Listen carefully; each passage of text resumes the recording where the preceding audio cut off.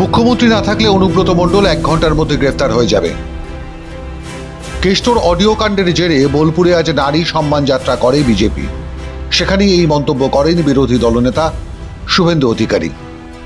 কারো ভূমি নয়, কেষ্ট ফেষ্ট কেউ নয়, কেষ্ট পার্থ চুনোপুটি সব খেয়েছে ঋষিমণি, ওটাকেই তাড়াতে হবে। ও আছে বলে কেষ্ট বাইরে। এই মুখ্যমন্ত্রী না থাকলে কেষ্ট 1 ঘন্টার মধ্যে জেলে। অনুব্রত মণ্ডলের পুলিশের হুমকি দেওয়াটা নতুন কোনো ঘটনা নয়। এর আগেও মঞ্চ থেকে পুলিশকে বোম মারার নির্দেশ দিয়েছিলেন কর্মীদের।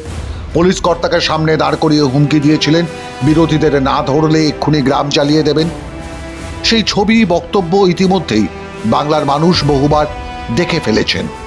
সুতরাং সেই অনুব্রত মণ্ডল পুলিশকে হুমকি দেবেন এটা কোনো নতুন ঘটনা নয়।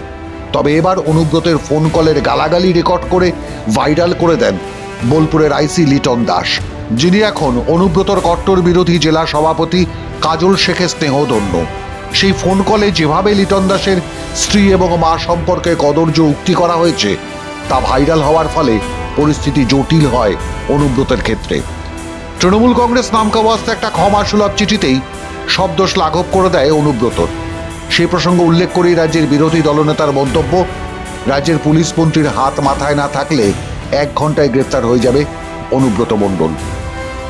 মোহাম্মদ নয়, আলীও নয়, মোল্লাও নয়, খাও নয়, হালদার। তাই বোলপুরের আইসির শাস্তি হবে, কিন্তু অনুব্রত মণ্ডলের শাস্তি হবে না। তাহলে কি করতে হবে?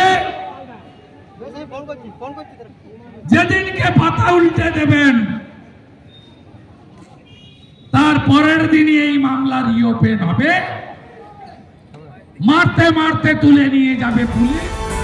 কেষ্ট মণ্ডলের অডিওর জেরে পুলিশের পরিবারের সম্মান রক্ষায় সোমবার বোলপুর টুরিস্ট মোড় থেকে চৌরাস্তা পর্যন্ত পদযাত্রা করেন রাজ্যের বিরোধী দলনেতা।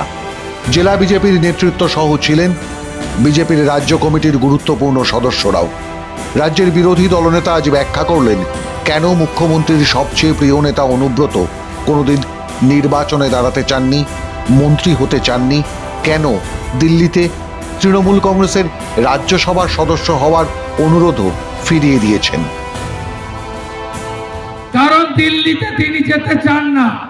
দিল্লিতে গেলে এখানকার পাথর, বালি, জেলা পরিষদ, পুরসভা, 100 দিনের কাজ, আবাস, কয়লা, গরু পাচার, টাকা তুলবেন কখন আর বোলপুরের প্রাসাদে বসে গুনবেন কখন, পাঠাবেন কখন। তাই তিনি রাজ্যসভা নেননি। তিনি এই এলাকার অলিখিত মুখ্যমন্ত্রী ছিলেন। আর অদ্ভুত সমাপতন, এই সোমবারই বীরভূমের তৃণমূল কংগ্রেস নেতা অনুব্রত মণ্ডলকে তৃতীয়বার নোটিশ ধরালো বীরভূম পুলিশ। মাধ্যম ব্যুরো রিপোর্ট।